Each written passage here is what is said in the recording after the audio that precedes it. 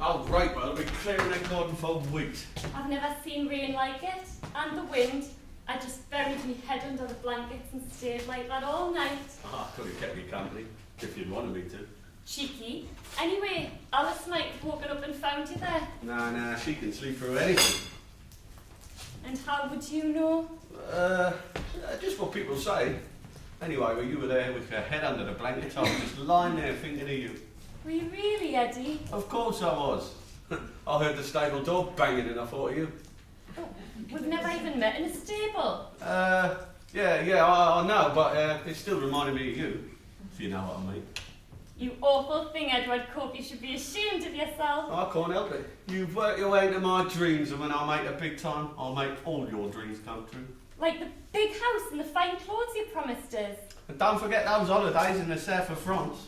Lazy days, sunning ourselves on the beach, evenings dining in the finest restaurants. That sounds wonderful. But you've never mentioned those things before, Eddie. Didn't I? You didn't say those things to another girl, did you? How could you think such a thing? Because I'm very jealous. And if I found out that you'd been seeing someone else, I don't know what I would do. Anyway, his lordship's done the rounds and thinks it could be worse. Family's all off to London tomorrow and won't be back till Christmas. His lordship's boots. I guess it'll be up to me to clean them now they got rid of young Jimmy. Minnie, what on earth are you doing? That table should have been cleared by now. Move, girl! Yes, Mrs. Draycott. Ah, Mrs. Draycott. May I say that you... okay. Stop dreaming, girl. Get on with your work. Yes, Mrs. Mablethorpe. Do you know, that girl is going to have to book her ideas if she wants to stay here. Jimmy might not be the only one to lose his job. Lady Petunia wants tea, not coffee this morning. Lady Tulip wants 2 eggs. And Lady Marigold doesn't want anything except the racing pages of the morning paper. Alice, we are in service. It's our job to serve. His lordship seems most distressed this morning. He didn't say why, but I can tell. I couldn't help overhearing you, Mr. Orson, and I completely agree. Normally, he's so decisive, but this morning, well, he couldn't decide whether or not to wear the blue tie or the green tie. I'd suggested the blue one, at which he said, well, what's wrong with the green one then? Always changing what's for breakfast at the drop of a hat. I'll take that, Mrs. Mablethorpe. Perhaps I can find out a little more. When I took her ladyship's early morning tea up, she was at her dressing table sobbing gently, and she said between sobs, "Minnie, you know I've loved living here." And then she sobbed a bit more. It was strange, I thought. Not, however, as strange as his lordship, attempting to go down to inspect the grounds after last night's storm in a blue tie. What's strange about that? Only the blue tie. You really was? As nature intended. I managed to stop him, of course. If you ask me, it sounds like they've got money troubles. Maybe we should be looking for new jobs. Well, that was no good. I found out nothing. Lady Marigold wants to know if someone can put a bed on for her at 3 o'clock at Chester. I could do that for her. I know a few gentlemen of the town. Legal betting never did anyone any good, Edward. Except the boogies. I just don't want to let Lady Marigold down and I could pass her winnings on Alice to take up though. You just can't get enough of me, can you? Of course I can. Sons of toil and ginger, will you serve us ginger and bow down the burgundy? When I'm calling you, will you answer to? Breakwell, have you taken leave of your senses, man? Are you drunk? Well, Jeremy, me old man, I don't mind if I do. It's Mr. Arson to you, and you're blind drunk. Well, Jeremy, that's why you're butler and I'm just a poor gardener. You notice things. You need to stop dancing around the servants' hall and dragging mud all over this floor. Come on, George, sit down. Yes, and have a nice cup of tea. That's Mr. Ridwell, you cheeky young thing. Let me handle this. Judge Redwell! Stop this at once, do you hear, at once? Or there'll be no more cosy winter afternoons in front of my fire. How did you get into such a state so early in the morning, George? That's Mr. Ridwell. Okay, well, if you want to know, gather in. It's going to be a long story. Well, it was last night.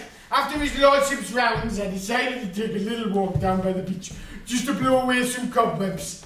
Well, I noticed that the beach was in a real state, and the sea had washed away the entrance to a cave.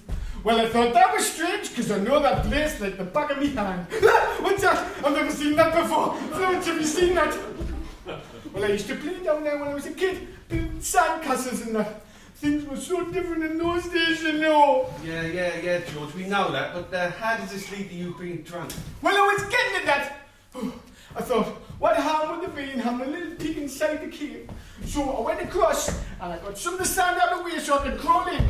And I crawled in, and it was dark. Well, I lit a match, and then the light lit up the cave, and there was barrels of brandy. Probably left there 100 years by smugglers. So I got my penknife, and I punched a hole in, and I had a taste. It was wonderful stuff. Well, I thought, what harm would there be? So I filled my little flask that I keep for medicinal purposes, don't you know?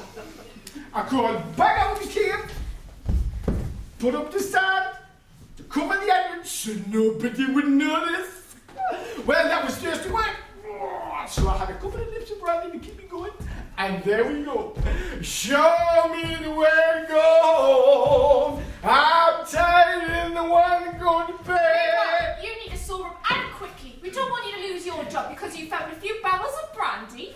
Oh no, missus. Not a few bottles. The entrance to the cave was small, but inside it was huge. And there was hundreds of barrels. Hundreds of them. But not just barrels. There was bottles. And bottles of other things as well. Maybe we should keep this to ourselves. Perhaps a business opportunity might present itself. If that's the case, we should get down to the beach as quickly as possible. Make sure nobody else finds this cave. I'm sure Mrs. Draycott and I can mind the fort here while you younger ones take the necessary measures. I've got a lunch to make. I can't go gallivanting around the seaside. I did say the younger ones. Anyway, the vicar's coming for lunch. You want to talk about the pantomime? I'm employed as a footman. I don't want to go punching around the library in a pair of tights to entertain his lordship and his friends. Well, none of us are really looking forward to it. Oh, I am Mrs. Draycott. Lovely costumes and romantic storylines. It'll be fun. Me too. I would love to play an evil temptress, luring men into me clutches. No change there then. There'll be none of that in this house, acting or otherwise. Right, George, you're going to show us this cave. Minnie, Alice, get your coat. Is this all right with you, Mr. Yates? His lordship doesn't need me till lunchtime, so I can come too. I'm interested just to see how large a catch we've landed. Catch I've landed!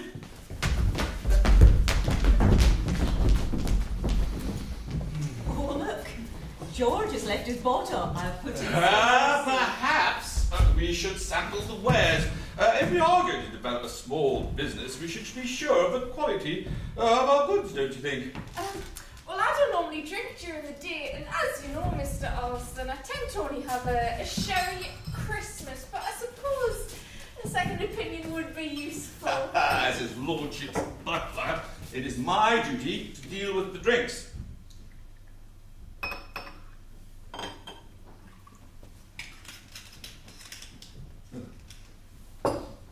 Your good health, ladies. And yours, Mr. Alston.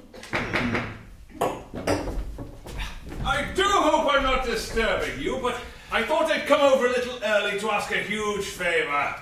Why no, Vicar? Do come in. I'm sure Mrs. Mablethorpe would be happy to make you some tea. Or maybe a nip of brandy to keep active weathering. Oh, that would be most acceptable, Mrs. Mablethorpe. But is it wise, do you think, to have strong drink in the servants' quarters? Under normal circumstances, I would agree with you, but I'm hoping to persuade his lordship to try some brandy from what should be a rather superior supplier. And our palates aren't as refined as yours, so we'd really appreciate your opinion. Well, if you think my poor opinion would settle the matter, I'm willing to try. Just a small one, though. Perhaps we could join you and compare notes. A splendid idea. Oh, yes. It's very good indeed. It is a sample, of course. The supplier sent us a bottle to test. Oh, an unlabelled bottle, I see. Ah, yes, the supplier. Wanted it to be a blind tasting, no idea of the air of production, etc. Oh, and who is the supplier? The supplier, yes. Do you know, Vicar, his name slips my mind. You remember Mrs. Mablethorpe? I can't remember. I'm sure if you try really hard, you will remember, Mr. Osborne. Oh, yes, the supplier. Of course, he's also the producer, ships directly from his distillery in France. His name is Cave. Cave? That's an unusual name for a Frenchman. Oh, no, he's not French. No, the family moved to France from Scotland over 200 years ago. Again, Cave is not a particularly Scottish name. Oh, yes, he's definitely one of the Scottish Caves. One can tell by his Christian name. Sandy. Sandy Cave. I don't suppose he calls it Sandy's brandy. No. That would be amusing, but not very appropriate for such a fine spirit. It's fascinating. I wonder why. You said something about a favour, Vicar. Oh, it quite slipped my mind. It's about the pantomime. Oh, yes, his lordship has volunteered the staff. Splendid. I do think there is nothing like a pantomime for bringing together the whole community. The favour, Mr. Parson? Oh, yes. Well, I thought we would get the costumes here ahead of time. I said it would help us get into character, you know. But we haven't started rehearsing yet. Ah, well, he said that while the family is away, we could rehearse one night a week, more if necessary. That would get in the way of our routine. But I'm sure his lordship knows best. Oh, I'm sure he does. Henry, he said. He calls me Henry when we're being informal, though I never call him Gerald, you understand. Henry, he said, I leave all the organisation to you. I put my trust in you, and you in turn put your trust in the Lord. How we laughed. He wants me to play a part too and also direct. Now, I used to tread the boards in my university days, you know. Oh, yes, my St. Joan caused quite a stir. The climax, when I was burnt at the stake, it was most compelling. It was such a pity that the theatre burnt down. And the theatre? Ah, well, I thought we'd get the costumes here ahead of time. I contacted the costumier.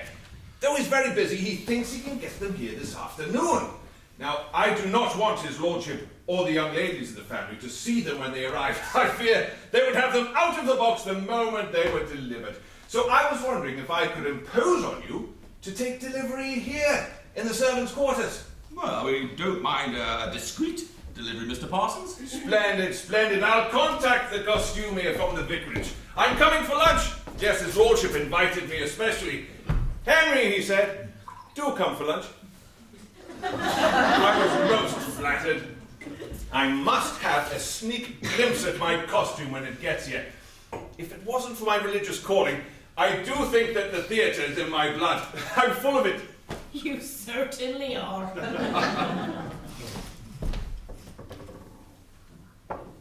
Oh, that brandy's gone straight to my head. Still, nothing that a brisk cycle to the vicarage and back won't cure.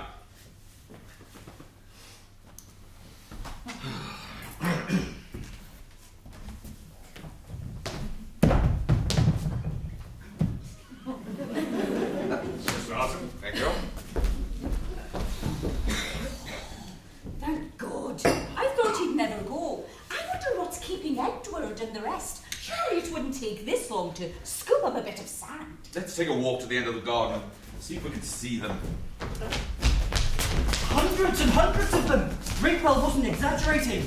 Not only bottles of brandy, but barrels of sherry, bottles of the finest Scotch whiskey, gin, rum. Yeah, there's thousands of pounds worth of spirits just sitting on our doorstep, and we're the only ones who know about it. This could be just the luck we need. If the family are in financial difficulties, well, the first thing to go will be the staff. If the worst does happen, we need to plan what to do with this rather substantial windfall. Drink, the eyes that are bright like stars that are shining on me. No man could ever drink the amount that's in that cave. This man could try. What we need is a good, safe way of turning the spirits into cash. I thought we could just sell it. My dad has a buying some from where? My Uncle Sid runs a little business on the side. He sort of supplies booze to secretly lapsed members of Alcoholics Anonymous. Once your relatives realised the drink was contraband, they would expect to pay us rock-bottom prices, even though they would make a tiny profit themselves. Splendid news! I've contacted the costumier. Though he has 10 other deliveries to make today, he can get them here by 3 o'clock. Now, I'm running a little behind time, so I'll go straight to the front door. If you don't mind, Mr. Arthur. Yes, Vicar, I'll be waiting for you. Girls, jump to it. Minnie in the kitchen with me, Alice. Raquel is drunk as a skunk, so you will have to go out and get the vegetables. It's freezing out there. Everyone's just warmed up after being out there before. Do as you're told. I told you to get yourself a good pair of thermals. I'll go and put Lady Marigold's bet on in the village. Mr. Yates, do you think you can get Raquel home? I'm sorry, Mrs. Draycott. I must make sure his lordship is dressed properly for lunch. We don't want to repeat it this morning. Come on then, let's get you home, Mr. Raquel. Oh, call me George, you ravishing creature. You are my heart's delight. We want I saw the way you looked at her. You said that I was the one for you, and now you're making eyes at Alice. Alice is just a girl, Minnie. Not a real woman like you. Well, you always seem to be laughing and giggling with her. Oh, I'm just trying to keep us all happy downstairs. If you start keeping her happy downstairs, you'll regret it. You've nothing to worry about, darling. A moustache and put Lady Marigold's bet on in the village. I will see you later, won't I, Eddie? Yeah, of course. A moustache. What are you talking to her for? She just wanted to put a shield on the horse that Lady Marigold fancied. She's a sly one, that one. I've seen the way she looks at you. You've nothing to worry about, darling. You should just concentrate on a big house and lovely clothes I'll get you when I make the big time. Yes, well, I know you promised me all that. And I did promise you those holidays in the south of France. Lazy days, sunning ourselves on the beach. Evenings dining in the finest restaurants. I did promise you that, didn't I? Yes. That's a relief. What? I mean, it's a relief that I told you. I thought maybe I'd just, mention it one of those dreams I keep talking about. If half of what you dream comes true, I can't wait. If the other half comes true, I can't wait either. I'll see you later then. In the stable, perhaps. If you're lucky. Nothing's going to get done in that garden today because Raquel's absolutely legless with the drink. Hello, Eddie. Hello, Sam. What are you doing here? Well, you know it is, Eddie. Rigors of big business. The constant meetings. Probing interviews. I thought a nice holiday by the seaside would be restorative. It's nice to see you, Sam. Once I decided on this short sojourn, I had to decide where to take it. And then I thought, why not come up north to see my old friend, Eddie? You didn't pick a good day for it, Sam. What was the storms and all that?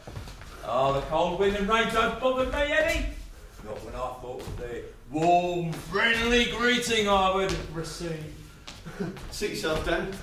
Oh, you have done. I was just so surprised you... Sam is talking, Edward.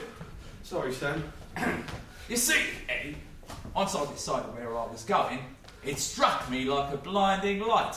Saul on the road to Damascus, if you know your Bible, that there might be another reason for coming up here.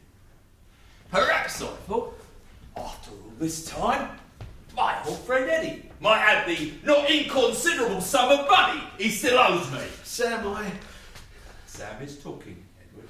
Sorry, Sam. You see, Eddie, I thought I would kill two birds with one stone. A nice holiday by the seaside, and then a return to the mundane routine of commercial life with a briefcase full of money. Look, you will get your money, Sam, I promised. Oh, Eddie, promises are no substitute for the crisp copies of our monarch's mush.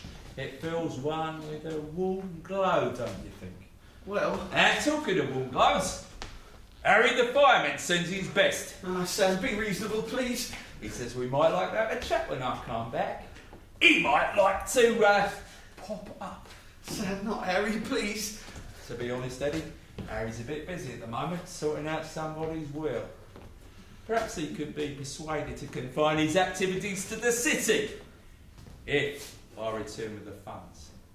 Look, Sam, I'll level with you. Honesty's always the best policy, Eddie, as my old mother used to say when I visited her in Holloway.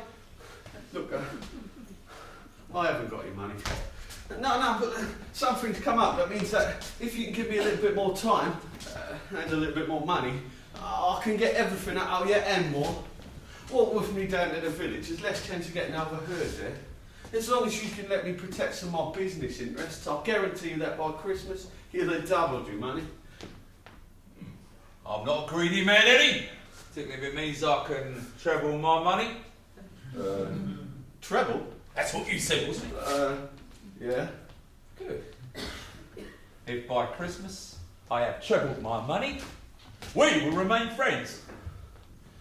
Look, Sam, just listen to the idea. I won't let you down. You won't let me down! And Harry the fireman won't send you up in flames.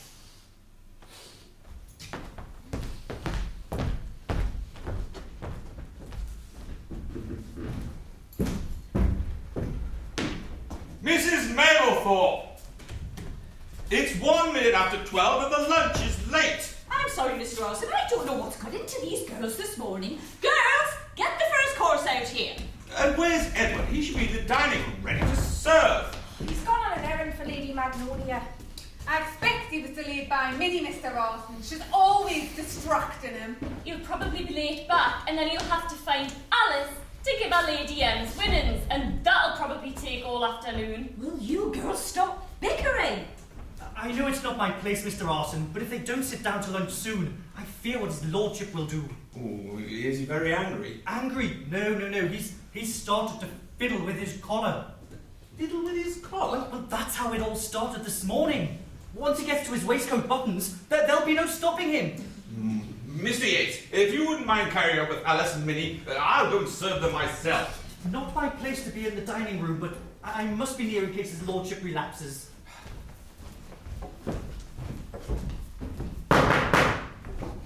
Delivery for Parsons, missus. That'll be the costumes. Bring them in here.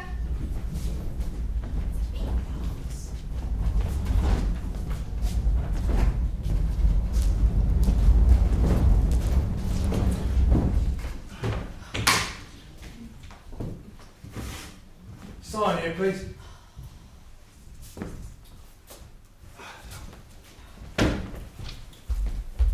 You know, I wasn't looking forward to this, but now the costumes have arrived.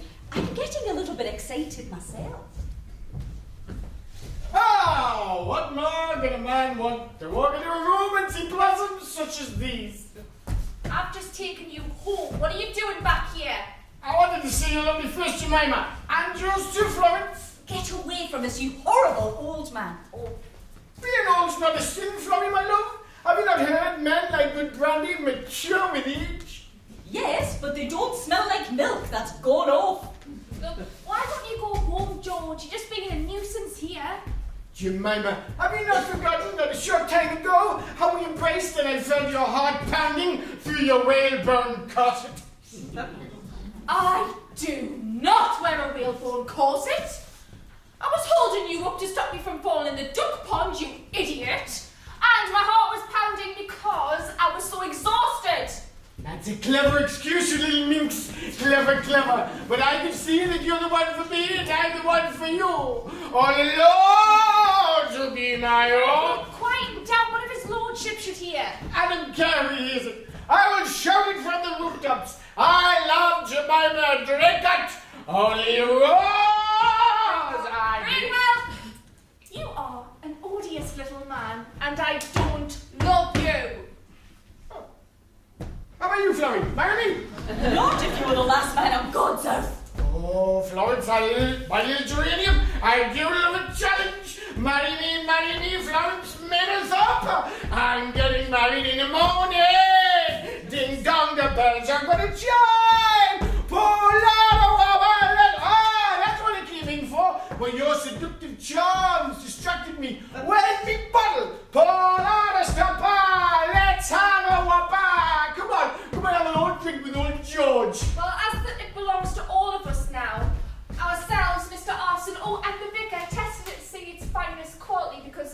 know I don't drink myself. And fishes don't swim. The vicar!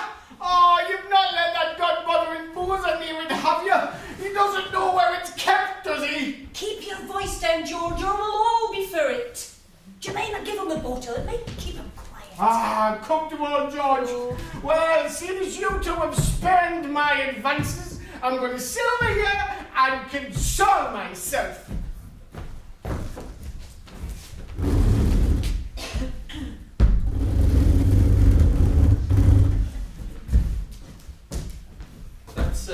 That's Lady M's bed sorted. What's he doing here? It's a long story. But Mr. Arson had to serve the soup course on his own, Edward. I'm sorry, Mrs. D. Mrs. Draycott. When I was in the village, I got told to know an old friend who he just wouldn't let me go. These are costumes, then. That settled things. They seem to be in a much better frame of mind. Ah, I see the costumes have arrived. Can we order them, Mr. Arson? I'd love to see mine. Well, I think we've got a good 15 minutes. I'm sorry, Mr. Arson, but when I was in the village, I had an idea. Not now, Eddie. We want to see the costumes. I was just saying to Mrs. Draycott, I'm having a change of heart about all this acting stuff. No, listen. The family are all off to London tomorrow. That means that this big old house will be all locked up and empty. But that's not an idea, that's just a statement of fact. No, listen. We've got a stash of booze just waiting to make us a fortune. We've got a glittering set of rooms upstairs just waiting to be used. And with a little bit of help from some of our gambling associates to man the tables, we could make a killing. I don't see how. Look, we put out a few discreet feelers, that people use to these sort of things. That Upton Abbey is open for business as a drinking and gambling den for the discerning gambler. Drinking and gambling! Drinking and gambling! Oh, there's nothing I like more than a nice game of cards and a nice drink. Or a nice dice game and a drink. Oh, even just a drink. Look me a lady tonight! Look, George, if you don't keep it down, his master will be here and there'll be no gambling and definitely no free drinking. Well, why didn't you say so? Shh, you lot!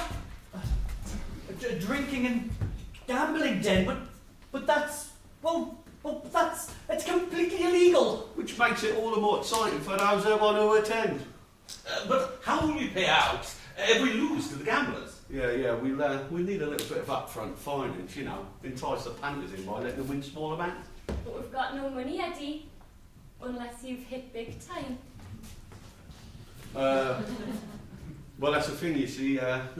When I was in the village, I got talking to an old friend, and he's just come into some money. He got it in a friend's will. Evidently, the poor fella's house burnt down with him inside. Anyway, he's prepared to lend us a little bit up front, for a cut of the profits. As long as we keep the punters happy, pay back our backer. Doesn't really matter if we don't make anything from the gambling side of things. It's the booze where we really score. Every glass sold, pure profit. And prices just below casino prices, so the punters think they're getting a particularly good deal. And I could sing them some songs from my favourite musicals. Oh, Leroy! Oh, yes. Shh. Go. Look, we've got a crate of costumes here. We could use those in some way. But what about the vicar? He's expecting us to rehearse. It's all very well being in costumes for the rehearsal, but what happens when the panthers, as you call them, are here? I suppose we could tell him we're just doing a spot of extra rehearsal. But how would we explain the additional guests? Old parsons will probably not even notice. Yes. I suppose we could tell him that we've closed upstairs to do a really thorough cleaning or something. And it is taking extra long because we have to rehearse so much. So rehearsals will take place down here. I was just going to say what you were thinking. Oh, what are you now, a mind reader? Even if I was, I couldn't see through the filth in your mind. Enough. Look, even if the vicar does turn up, we can just take it in turns, distract him, stop him from going upstairs. I think we have a plan. They'll be wanting the rest of the lunch out soon. Oh, can't we just see the costumes once before we go? Ladies and gentlemen of the Upton Abbey Theatre Company, I present Dick Whittington and his cat. Oh. Costumes for the Upham and Albury themed party. Gangsters and tarts.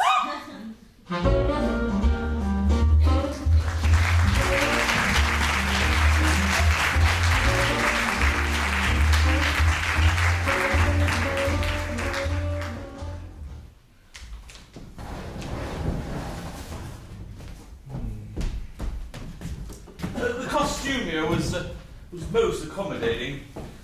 That's upstairs sorted for the night. My associates will be here about 8:30, and then we've got 20 punters due in at 9 o'clock.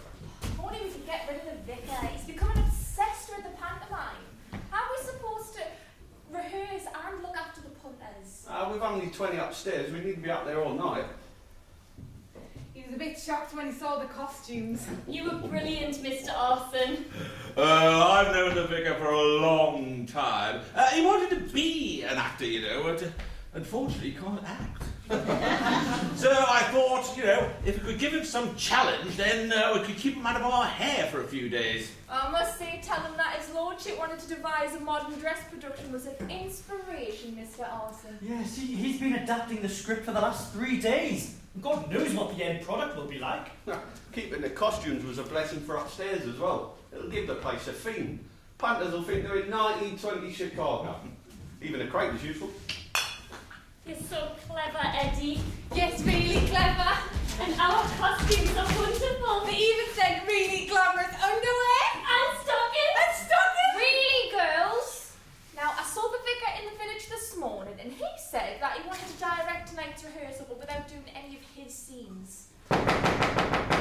Who's that? We're not expecting anyone, are we? Not at 8:30. It's the police. Oh, we're all going to be arrested and sent to jail. God! Right, keep your nerve. Hide the booze. There's no time! Minnie, Alice, stay on the other side of the crate. We left to sneak the other bottles there. Oh, God! Everybody just act naturally. Mr. Arson. Mr. Arson.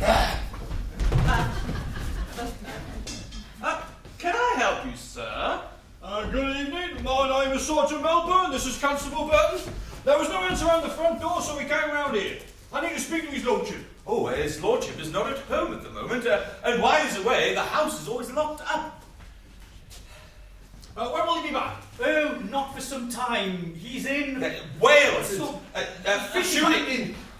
He's a rugged individualist, Sergeant, always going off on his little adventures, leaving us all behind, and takes the family with him, of course, says it'll toughen them up. Which is excellent for me, because then I don't have to clean his boots. Here's your boots, Mr. Arson. What? Oh, thank you, Aaron. Minnie, would you put those by the fire in my room?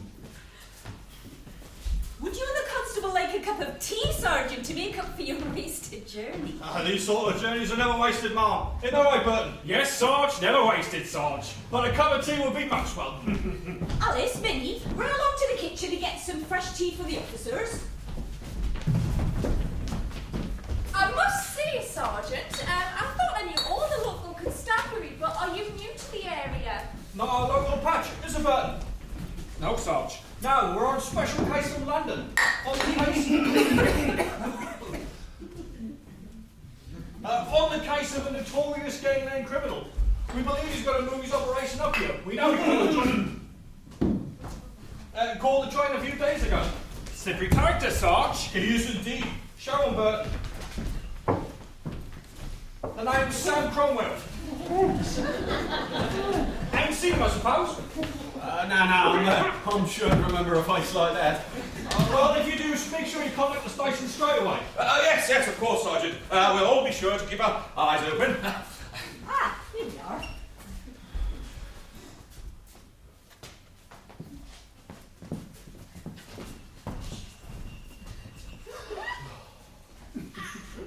You can always rely on Mrs. Maplethorpe to produce a last-moment surprise, Sergeant. Why, yes, you certainly can. God. Would you like a little nip of brandy in your tea? Keep that damp weather out. We won't need those cozies now, girls. Take them to the kitchen. On duty, ma'am, but a small nip would be most welcome. Given where we are down by the sea and all, this isn't part of some smuggler's hole, is it? Let me help you with that, Sergeant. Would you like a nip in your tea, Constable? Well, ma'am, I don't mind if I... Not for him, ma'am. A little bit too early in the day for someone so young. Isn't that right, Burton? Yes, Sarge.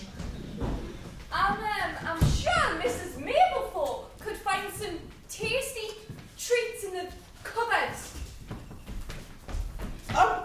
Could we see the photograph again, Sergeant? Just to make absolutely sure. Are you sure his lordship wouldn't mind giving away his brandy? This is definitely not the sort you keep for cooking. No, his lordship is always most generous to representatives of law and order. Not that we have the police visiting here on a daily basis, of course. Well, I know. I really can't remember the last time we had a policeman in the house and never looking for illegal contraband. Well, of course, his lordship is a fine, upstanding pillar of the community. Often entertains the chief constable, don't you know? And he would know if there was any brandy around, which, of course, there isn't, because that would be illegal. And his lordship would never be involved in anything illegal, especially with the chief constable around. Not that he would do anything illegal if the chief constable wasn't around, which he often is, of course.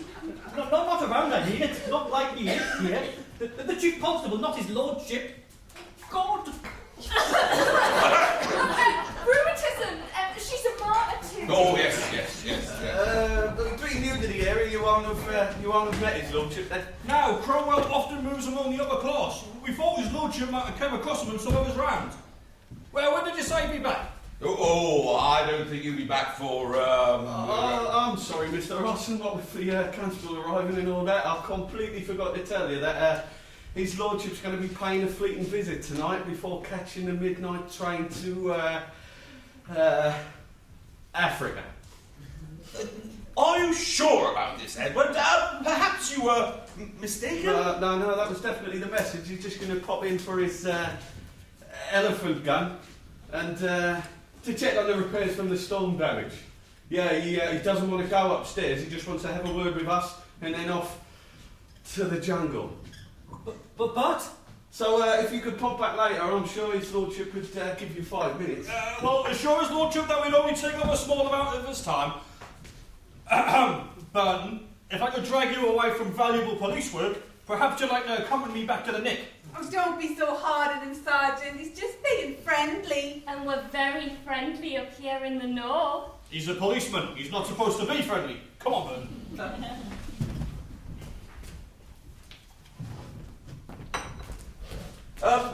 Goodbye, Sergeant. I'll be sure to give his lordship your message. Goodbye, Sergeant. Goodbye, Roger. When we got into this, I did not expect to have my kernels filled with bottles. Edward's told the police that his lordship's going to be back tonight. And his lordship's not going to be back for another month. Oh, we're all going to be arrested and sent to jail. You've gone too far this time, Edward Cope. No, listen. Once they've spoken to his lordship, they'll have no reason to come back. But Eddie, his lordship's not here. And he won't be here tonight. And the place will be full of gamblers. They'll be upstairs. We've closed the shutters so the place will seem empty. They've never even met his lordship, so the person they speak to could be anyone as long as he looks and sounds like a lord. But he's seen us all, you idiot. How could any of us play Lord Fitzupton? Oh, what about the financial backer you've got? Would he be willing to play the part? Nah, definitely not a good idea. You see, he's the guy they're looking for. Oh, A criminal? God, we're all going to be arrested and sent to jail!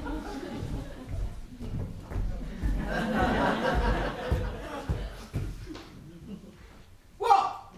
What are you going to be like that for? Would you care for a drink, George? And perhaps a slice of my fruitcake.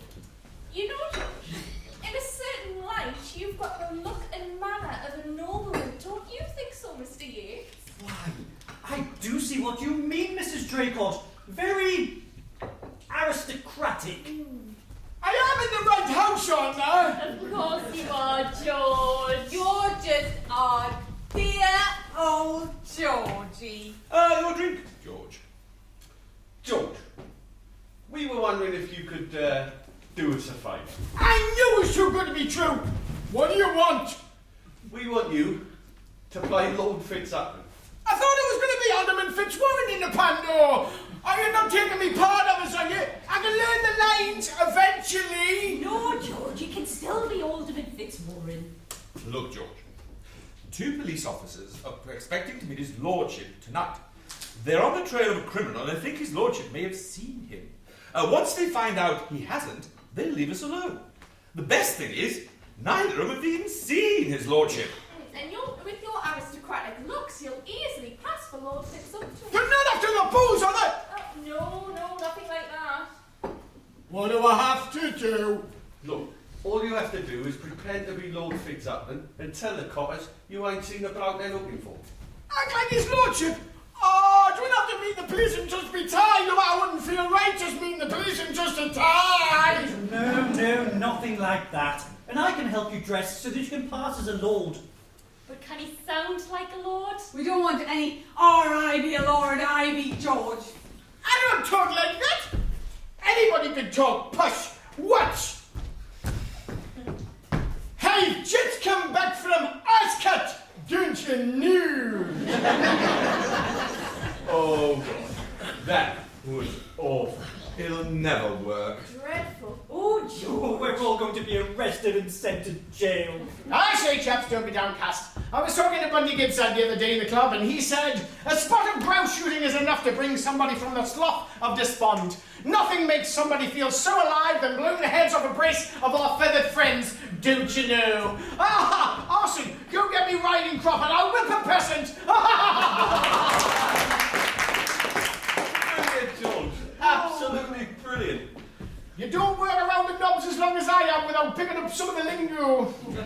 Right then, the girls will spruce you up and you'll be ready to meet the cops.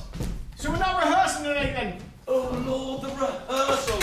How are we going to run upstairs, rehearse downstairs, and cope with the police? Well, I can't be in 3 places at once. We're all going to be arrested and sent to jail. God. No, wait. The cops are pretty thick. The panto will explain the costumes. They're expecting George to be on his way to catch a train. We'll explain later, George. If George wears a long coat over his gangster outfit and carries his fedora, he could play Alderman Fitzwarren and his lordship. I suppose it might work. Look, the vicar's going to be here soon. We'd better get into costume. Yeah, you go ahead and I'll stop from coming upstairs.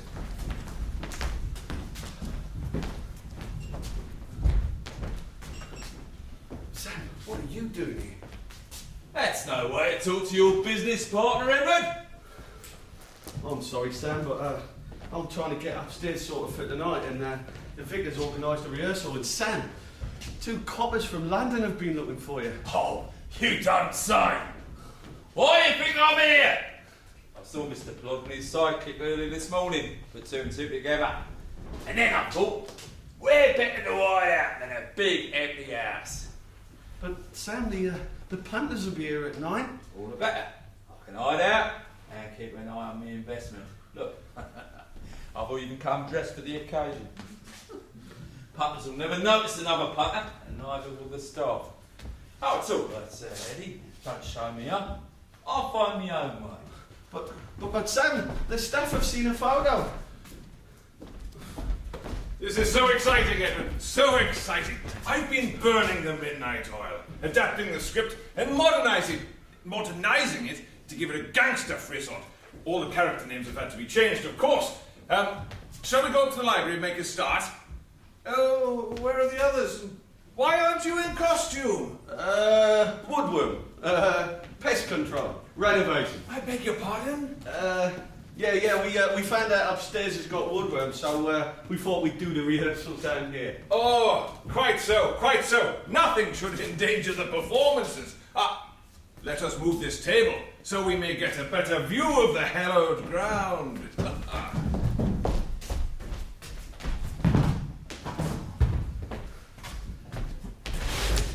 Yes.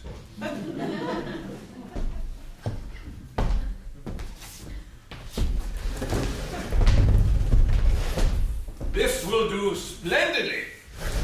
And you, Edward, will make a wonderful leading man.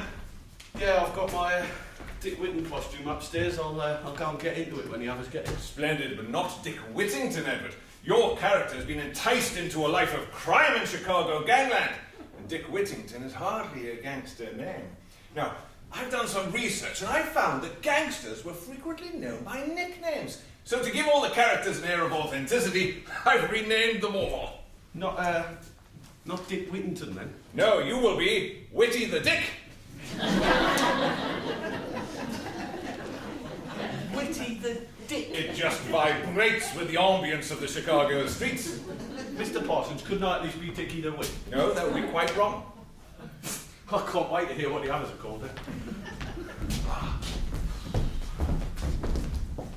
This is so exciting, so exciting, the first performance of our modern day pantomime.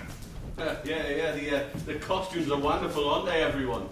I'll just go and get into mine. As I was saying to Edward, I've adapted the script and modernised it. All the character names have had to be changed. Rakewell, you are the head of a gangster family. Alderman Fitzwarren Vicar. Ah, but in our production you will be Big Fitz. And you, Minnie, will be his flighty but well-meaning daughter, Ally Fitz. I've always wanted to be the top with the heart. Typecasting, at least the first bit. Mr. Arson, you will be King Rattarelli, a vicious gang boss in rivalry with Big Fitz. Really picks up the Italian theme, don't you? He hides his evil activities behind a respectable clothing manufacturing business, high-class suits and such. And you, Alice, will be his vampish but sophisticated wife, Queenie Rattarelli.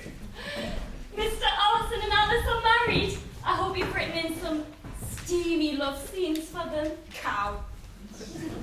Excuse me, Vicar, but why am I dressed in this ridiculous costume? Well, in the original, you were cast as Idol Jack.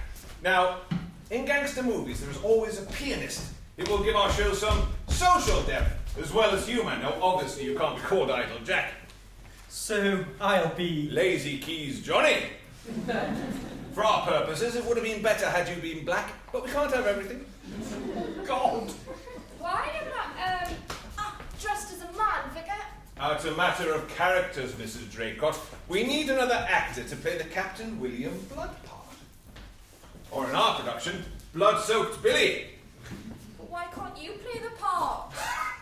His lordship was most insistent that I play the dame. I've radicalised the character to make it more of a fairy godmother figure. Hilarious. I like my costume, Vicar. It is so different to my working clothes.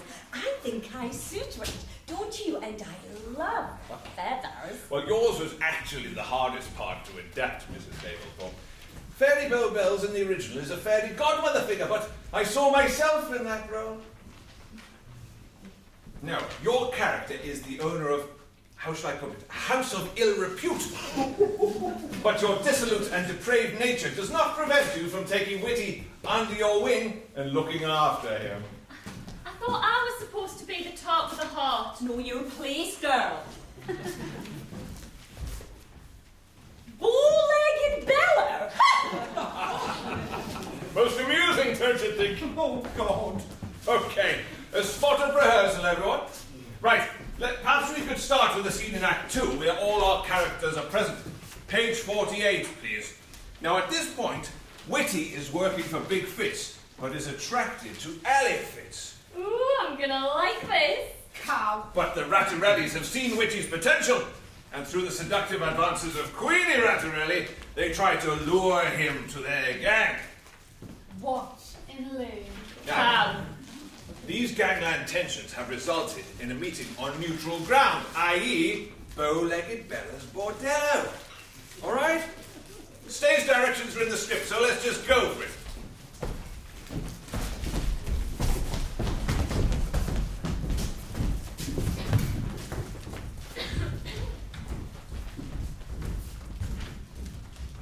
And action!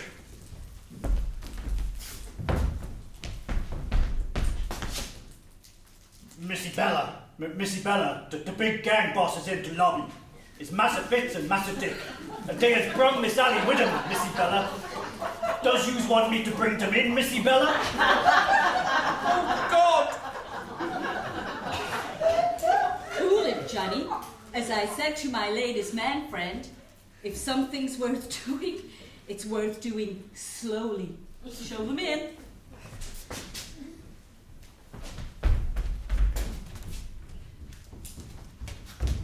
Now there's a broad with class. I hope we have not come too early, Bella.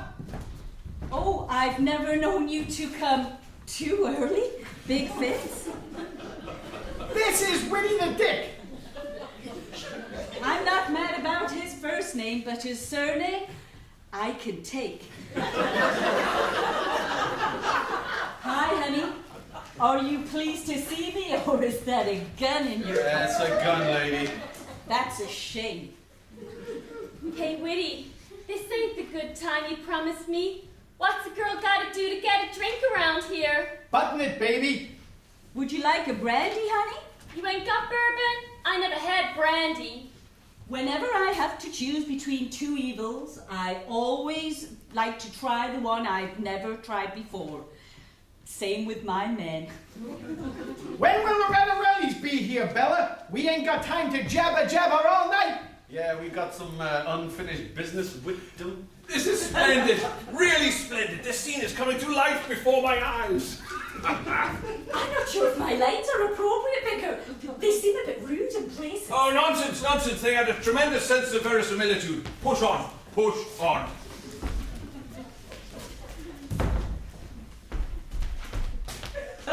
Missy Bella, the other big wheelers in the lobby. Mr. and Mrs. Radarelli have got the hitman blood-soaked Billy with them. Show them in.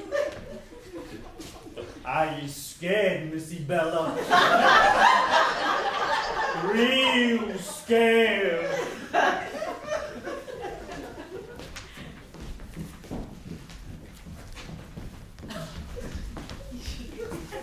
Mr. Radarelli, are you pleased to see me, or is that a gun? It's a gun, lady. Can't blame a girl for trying. You wouldn't look at an old dame like you, not when he's got me to wrap around him. The thing is with wrappings, dear, is once you open them, you throw them away. Johnny, why don't you take the gentlemen's hats? I will remove my hat as a mark of respect, a big feat. I too will make a respectful gesture.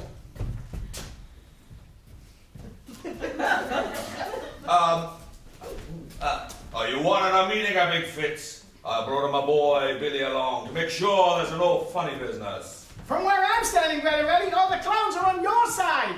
Let me waste them, boss. Hey, pretty boy, you want to take a step outside? Call him off, Radarelli. You wouldn't like to get his new red hat even redder. Easy, Billy.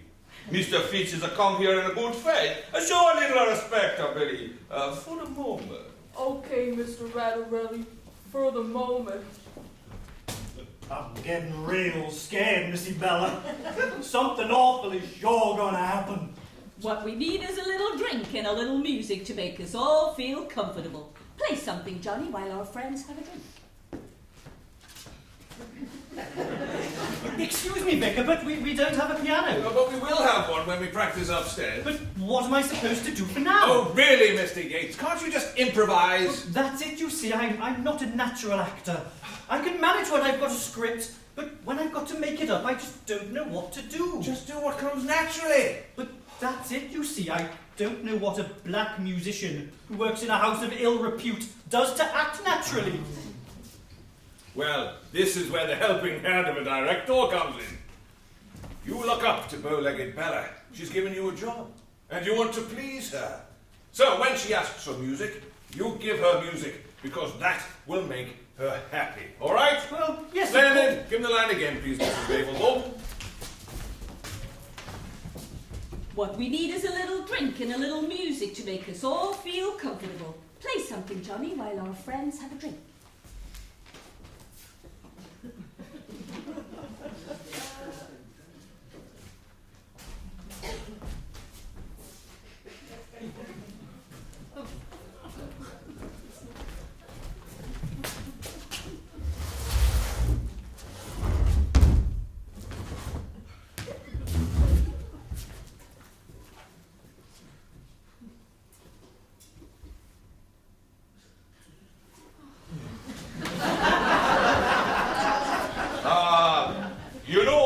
meets, I may have a little business that would profit of both our families. Okay, Rally, I'm listening, but it had better be good. I still don't trust you, little man.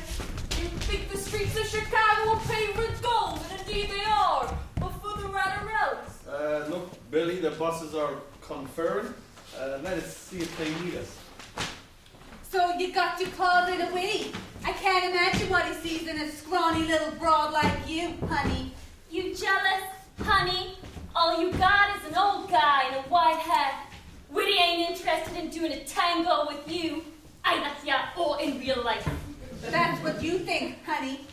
Mr. Parsons, can we all do a little bit of improvisation like Mr. Yates? Oh, wonderful! This is so groundbreaking. A script should only ever be the foundation for an actor to build upon. I'm sure if more of our cast were to improvise, this show would reach titanic heights, and it would go down really well. Titanic, go down. I might write a comedy in the new year. Hey, Willie, why don't you and me meet up sometime and have a little party? We could be good together. And when I'm good, I'm very, very good. And when I'm bad, I'm magnificent. If music be the fruit of love, then I'm the New York Philharmonic, honey. But you're married to King Ratterelli, the biggest gang boss on the east side. I can't be the man in your life. It's not the man in my life that interests me. It's the life of my man. She's stealing my lines. Mr. Parsons, she's stealing my lines. It won't work, Queenie. If Ratterelli family were together, you'd find yourself tied up and going down in the river. Oh, don't worry about me. A dame who knows the ropes ain't likely to get tied up. At least not every night. I'm sort of seeing Allie. The stick insect without the personality. When she was born, her mother should have kept the stalk and gave her back. She's stealing all my best lines. I'm supposed to do the love scenes with Edward. I'm supposed to be the top of the heart. The vicar said so. More like the slug with the bar. Girls, stop this disgraceful behaviour. Mrs. Mablethorpe, why can't you control them? I'm quite capable of keeping my kitchen staff in order, Mrs. Draycott, so you keep your interfering nose out of it. How dare you speak to me like that? Now, ladies, And please. you can keep out of it too, you pompous, self-opinionated, pathetic little man. Remember your place, Jemima. I'm the senior staff member around here. It's Mrs. Draycott. No one gave you permission to call me Jemima. I'm not a scullery maid. Are you going to stand there and let her talk to you like that, Jeremy? And don't you call me Jeremy. I'm the head servant. I've got a position here. Yes, and your position is usually bent double with your head up your Now, Zoe, why don't we calm down and have a nice little... Don't you use anyone's Christian name. Only the gardener ain't well. Only the gardener! Only the gardener! Oh, that's right. You up there looking down at me like a big steaming pile of horse! Oh, please, call me George. Eddie, tell her to get her hands off you. Alice, leave him alone, you bitchy cow. Are they all improvising now, Mr. Parsons? Girls, ladies, settle down. Alice was just improvising. Oh, is that what you calls it? I heard her improvising in the stables with someone the other night.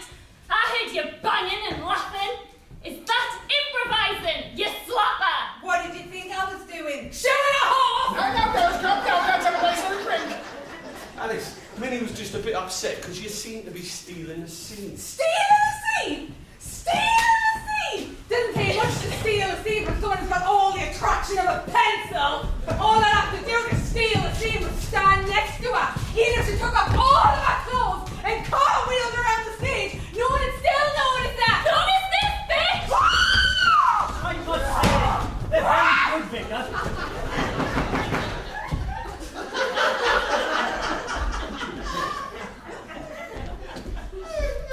Good evening. My name is Jean Smith, and I'm from Her Majesty's Customs and Excise.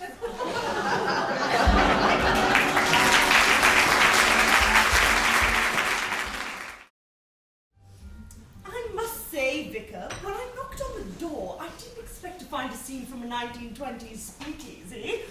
The only thing missing is the alcohol. I still don't understand why Well, the pantomime should be wouldn't like this. You see, it's because it's such a pity you can't stay for our rehearsal. If you stay, we may have converted you to the thespianic arts. Oh, Her Majesty's Customs and Excise have got far better things to do than wasting time on trivialities. We believe there is a huge stash of alcohol hidden in this area, and it's my job to leave no stone unturned in tracking it down. Such a pity his lordship's not at home. I mean, without his consent, you won't be able to do any kind of investigations on the grounds or the street or around. I merely called as a matter of courtesy. Her Majesty's Customs and Excise need no permission from anyone, no matter what their station, in carrying out its work. I wouldn't have bothered at all, but I was passing on the way up to my hotel, and I thought it would be best to meet the Lord of the Manor in person before my investigations begin. Well, in the male-dominated world of the British upper class, they believe they are above the law. I wanted to impress upon him the error of this view, so Mr. Arson, ma'am. Mr. Arson, I'm going to drop my cases off at the Upton Arms, and then I'll be back. Thank you. For the tea, Mrs. Mablethorpe, ma'am. We will be able to continue rehearsing, won't we? We have some catching up to do. Oh, you carry on, Vicar. I'm sure what you're doing is far more important than assisting Her Majesty's Customs and Excise in preventing criminal activity. You can go back to saving souls when you get a spare few moments. Oh, what a rude woman. She's probably just doing her job. Vicar, if you want to make a start, maybe you should get into your costume and then we can start on your first scene. Splendid idea, Edward. I was just going to direct tonight, but after seeing you all throw yourselves into it, I just can't resist. We've hung your costume up in my parlour, left at the end of the corridor. You can get dressed in there. Excellent. One must really look the part to inhabit it. I may make myself up too. I brought my makeup case from my university days. Don't worry on our part, Vicar. I'm sure we can find something to occupy us until you return. Quite so. Quite so. I've had an idea. You now all have the broad outline of the scene we have just rehearsed. Now I'm going to take your scripts. And I want you to improvise your way through the scene while I'm getting prepared. There may be time to add more dialogue into this admittedly highly polished script. Be warned though, when I return I shall be completely in character. One must live the part to act it. What on earth are we going to do? Well, I suppose we could try some improvisation and... No, not about the damn pantomime. The punters will be here in an hour, Mr. Yates. And that Smith woman's coming back. I can't keep giving her cups of tea just to keep her occupied. She's looking for the booze, right? So, if we could get it back to the cave and cover the entrance, she'd never find it. But we'll get soaked. How are we going to explain getting soaked to the skin to Smith? and then, well, the vicar will be back. I've got a few waterproofs in sou'westers in my shed. They might help a bit. Right, we've got to keep Smith down here or get rid of her. George, get the waterproofs, we get all those bottles together, and then I'll get the pandas started when they arrive.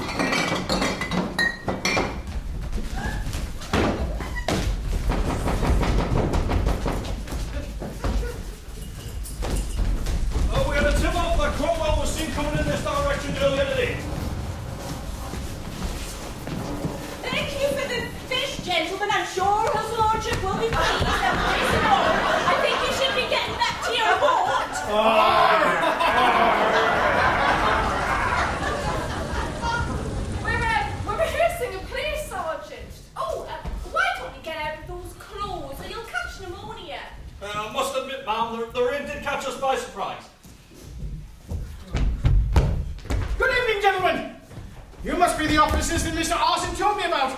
I'm Lord Fitzupton. Understand you're looking for some criminal chappies. Bit wet for that sort of thing, don't you know? Just pop back a little early for panto rehearsals and to catch up with the family. Lord of the manor, playing a gangster, larks and all that. Well, do come in, make yourself comfortable. Well, you are a bit wet. I'm sure the staff will look after you.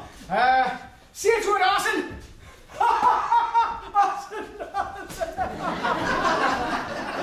And then you can come back tomorrow and look anywhere you like. But mind the hounds, though. Bit snappy at this time of year. Well, I must go and retire for my evening constitutional. Then it's back on the midnight train to Bangalore. To the pit. That was brief.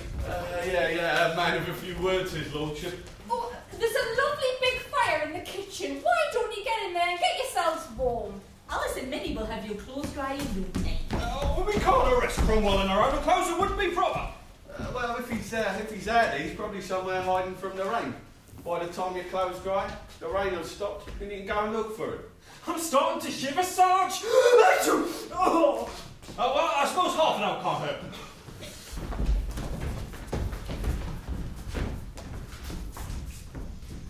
Now what? Get the bottles out. Get the crate outside. Arson, you and Ratewell can transfer it to the cave.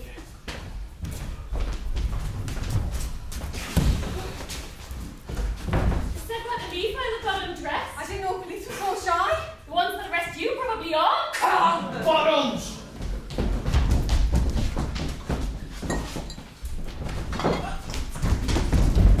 We would appreciate it if nobody came in while our clothes are getting dried and we're warming up.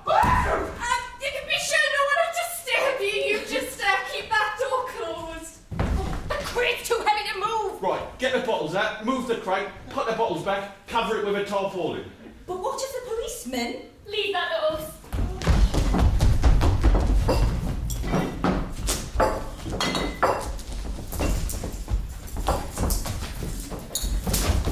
Excuse me.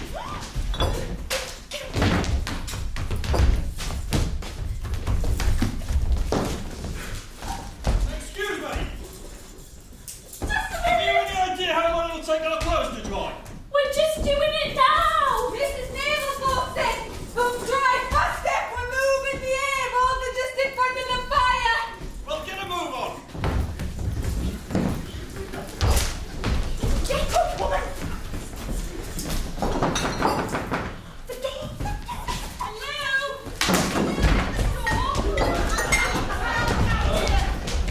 One quick moment, ma'am. We seem to have misplaced the key. I don't know why it's got in the lock. Minnie, Alice, did you move the key? Because if you did... Bloody door! I'll just open it now, ma'am. The lock seems to be a little rusty. I'll just jiggle the key a little bit. For goodness sake!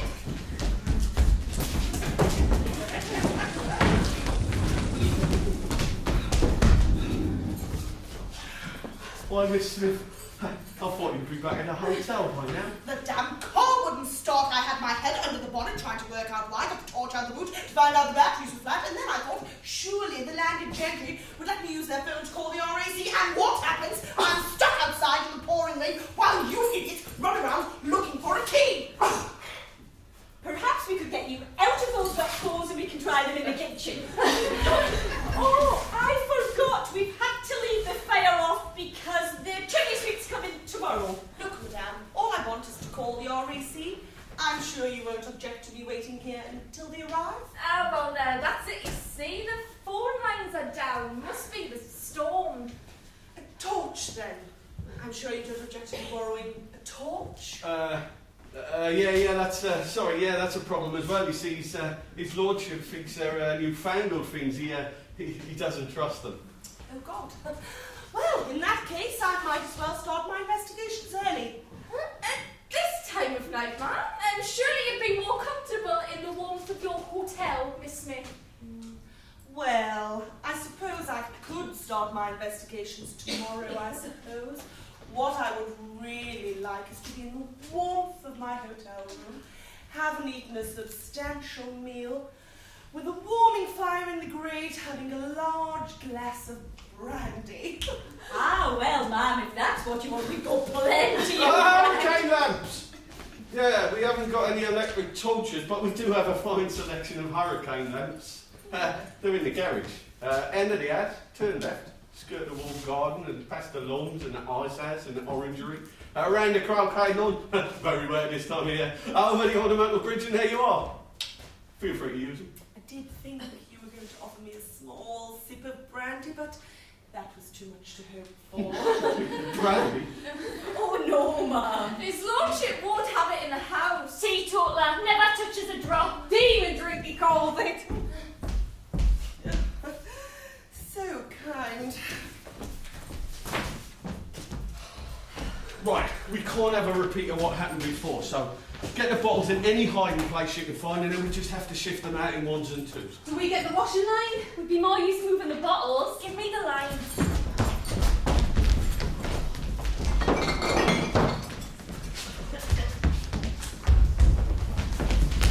We saw someone running towards the garage. That'll be Smith trying to fix a car. We'll get the bottles out. Right, the crate should be easier to move now. Get it outside and cover it with a tarpaulin.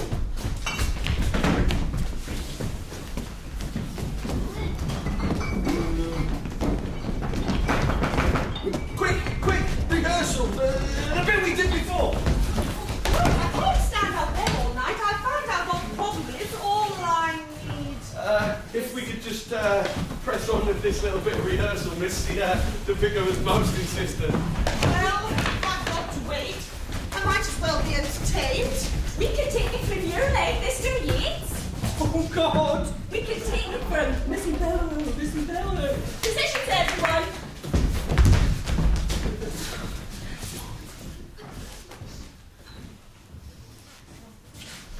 Missy Bella, the other big wheelers in the lobby.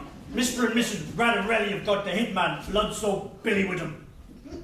I'm scared, Missy Bella. Real scared. I is so scared, Missy Bella, that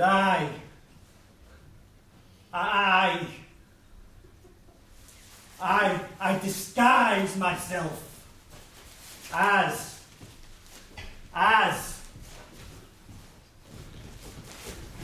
a pile of sand.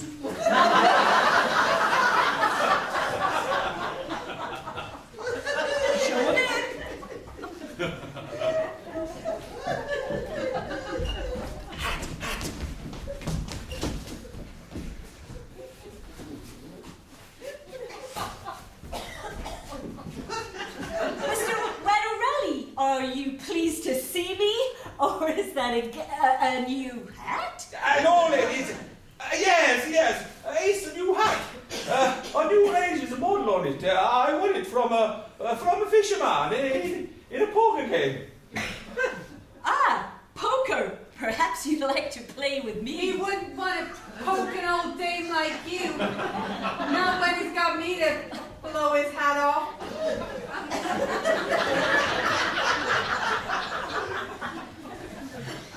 Johnny, why don't you take the gentleman's hats?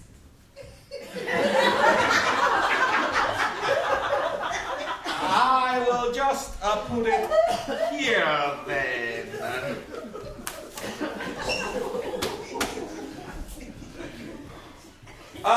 You wanted a meeting, a big Fitz. I have brought my boy Billy along to make sure there's no funny business. From where I'm standing, Radarelli, all the clowns are on your side. Let me waste a boss. Hey, pretty boy, you want to take a step outside? Call him off, Radarelli. You wouldn't want to get his new red hat even redder. Easy, Billy. Mr. Fitz is a come here in good faith. And look, he's even wearing one of our hats.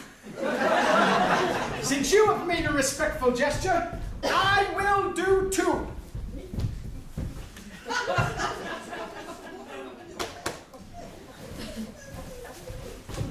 I'm getting real scared, Missy Bella. Something awfully sure gonna happen. What we need is a little drink and a little music to make us all feel comfortable. Play something, Johnny, while our friends have a drink.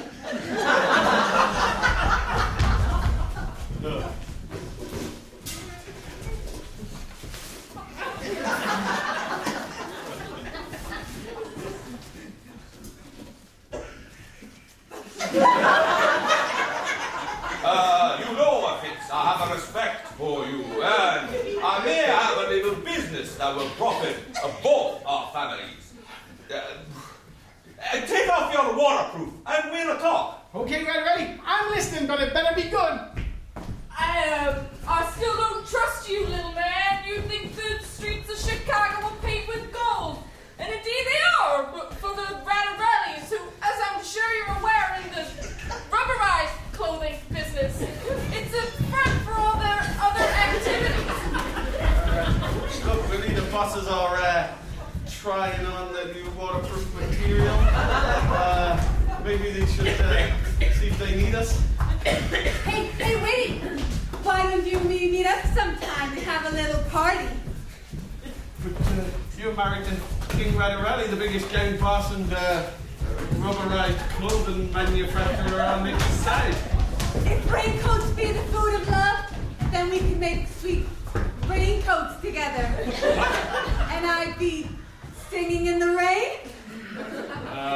I'm sorry, Queenie. I can't be the life in your man. Oh, it's not the life in her man that interests her. She'd go with a cox if it had money. It won't work, Queenie. And if Rattarelli found out we were seeing each other, you'd be tied up and going down the river. Oh, don't worry about her, Willie. A dame who knows how to put on a rubber suit ain't likely to go down, unlike a normal night. I'll leave you two girls to talk. Bosses seem to be in a little difficulty. So I see you got your claws in a Winnie. I can't imagine what he sees in a scrawny little frog like you, honey. Oh, you jealous? Honey, all you got is a wizened old guy without a yellow hat. Willie ain't interested in getting out of the rain with you, honey. That's what you think, honey. Yeah, well, honey's the color of the season this year. Yeah, even guys are wearing honey-colored hats and coats and stuff. And all the broads are setting honey traps for him. As far as honey traps go, you should let it keep your trap shut, honey. Oh, I can keep my trap shut, honey. A lot better than you can keep your legs shut. What the hell is going on here? This is a complete fiasco. Yeah, the vicar likes us to improvise to find a way forward. Look, just get me a spanner or a screwdriver and I'll be on my way. Oh yeah, tools. Yeah, tools. They're in the garage next to the hurricane nest. And then the Afton, then they're all gone. George! Maybe you could get Miss Smith everything she needs and get her back to the hotel. I do not need male assistance. I'm quite capable of fixing my own cot. Right, upstairs for the punters arrive.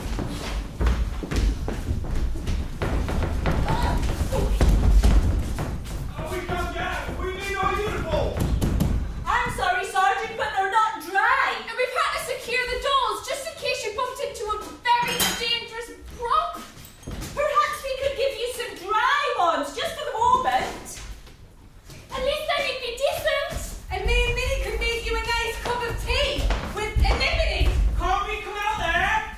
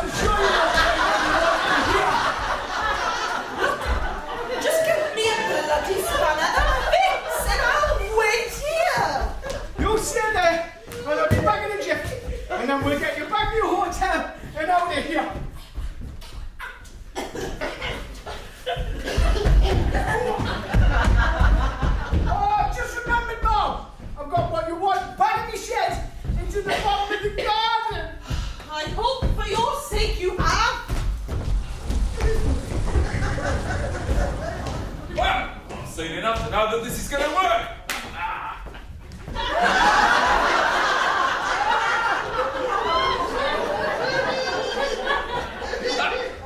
You must be part of the scam then. My name is Lady Vanderpump Finkelstein. I think the Americans had lords and ladies. Only by marriage, my husband is Lord Vanderpump Finkelstein the Butcher.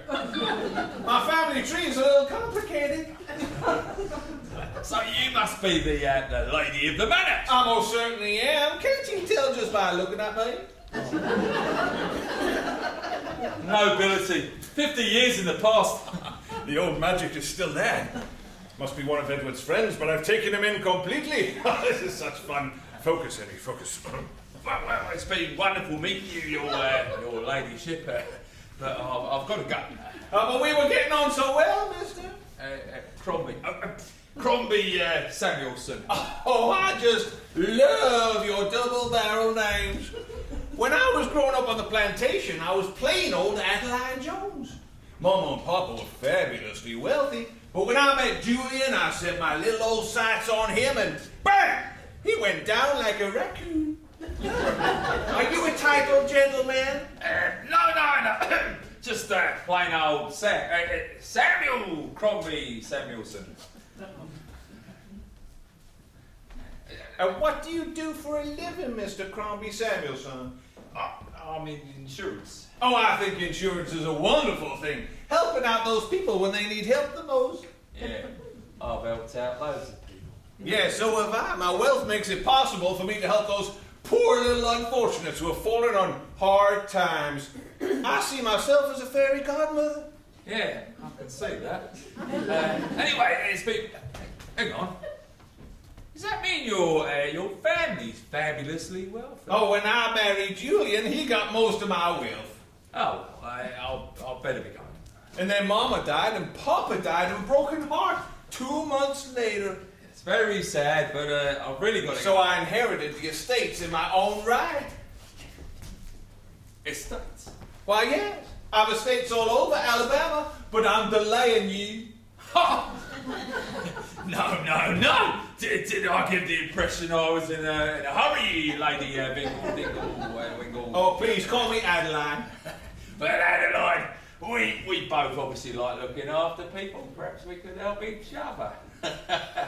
We've got some very philanthropic gentlemen who like putting money into insurance for the sheer pleasure of helping their fellow men.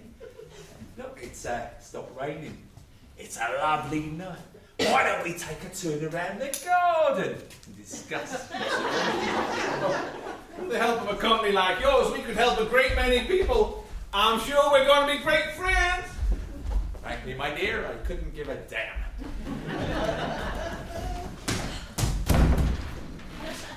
What's going on in there? The cutler's got a bit carried away with the whiskey and the tea. They're like putty in my hands. They're getting quite frisky. Well, you need to get them into the servants' quarters so we can hide in the kitchen. But the vicar? He's in the garden with an insurance man. We're coming for you. Come on, bud. Come. What are you doing? Come on.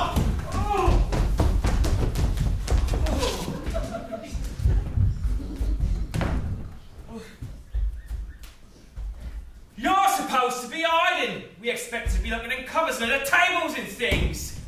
We had a better idea. Let's play sardines. Yeah, it's like hide and seek, but more fun. We hide in small spaces in pairs and someone comes and looks for us. I don't have a squeeze with Burton, do I? No, silly, with one of us. But there's no one else to look for us. You catch on fast, dirty boy.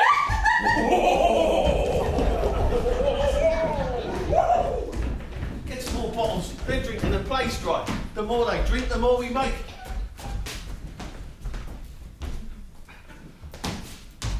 Well, I couldn't come up like this, could I? What do you do? Where's your trousers? And where's Yates?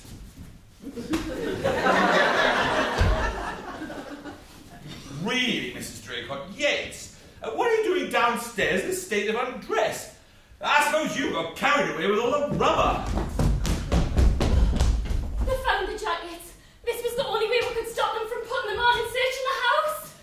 They said the uniform turns them on. They want to chase with. They've given her a head start. Quick, Kate!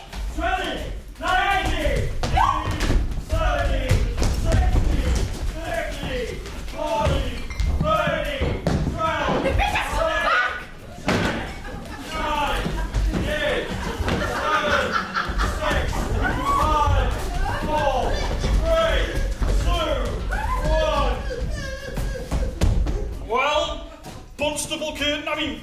Constable Burton, these are the suspects and we must pursue them at all costs.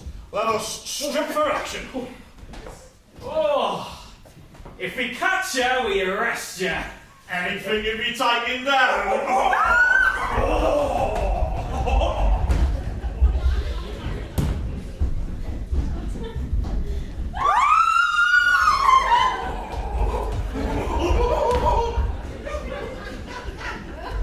Well, that all seems most satisfactory. I'm happy to do business with you. You just wait here a while, I'll fix my makeup and get my checkbook. Well, it's been even more profitable than I expected. Go and get your checkbook. Oh my God. Coppers are here. I'm charging you with being a policeman neglected his duties. Well, you can do your duty now, Sergeant. After all, I've been a very naughty girl. Anything you say may be taken down. I would like to say that I'll start with these. Oh, fantastic! Oh my God, they're arresting everybody. Gotta go. Oh, Sam, you forgot your check.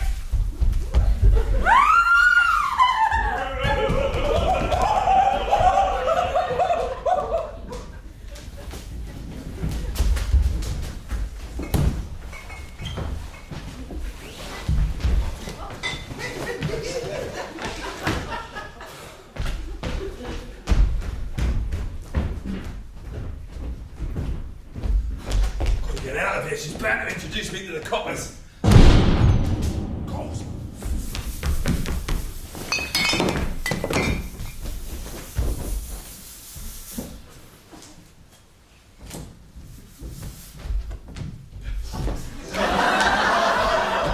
They warn you to be careful with the hurricane like this. You see, peril and fire don't mix. All I wanted was a phone. Nor even a spanner. My lovely car. Oh, Jenny, bright as a penny. Hey, big fats, forts, fits. How's it going, honey? Oh, and who's your dirty little friend? She sure ain't one of life's happy bunnies, is she, Fitz? Ooh, you created this warm welcome just for me, honey? Let's go take another peek. Oh, Florrie. Oh, George, there's a fire in our soul. I might need your rocket tonight. Why, Miss Smith, what brings you back here? It mightn't be so bad, you know. Just come over to the window and have a look. Ah, look there. There's a bit at the back there that's hardly burnt at all. Oh, well. It's gone. What's going on over there? I knew from the moment I stepped foot in this house that something was not right. Miss Smith, may I introduce to you Lord Fitzupton of Upton Abbey? What's he doing in the box? Yeah, he gets very claustrophobic, you see, so he can't have the lid down. The cough just makes him feel a little bit more comfortable. And? The crate is for his trophies. Yeah, he's very particular. He likes to inspect them himself before going off on one of his hunting trips to Borneo or Scotland. Isn't that right, your lordship? Certainly is, Count. Don't be too careful these days. Wouldn't want the live ones getting through the cracks or something like that, or the dead ones dripping through the floor. Why don't you introduce me to our guest? This is Miss Smith from Her Majesty's Customs and Excise. Yeah, she's looking for a stash of illegal booze. But I've reassured her this is a teetotal house, and I'm sure she's very apologetic for setting the lawn and the stables and the gardener's shed on fire.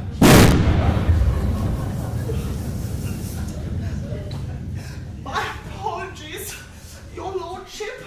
I'll be sure to report to my superiors that Upton Abbey and its grounds are models of temperance and respectability, and of course the HMC will cover any costs. I'll sort it tomorrow. That's if I still have a job tomorrow. Oh, but we'll say no more about it then. No. Let's go and inspect the damage before I go off to Indonesia. What about upstairs? Plenty of scarping after the first explosion. No problems there.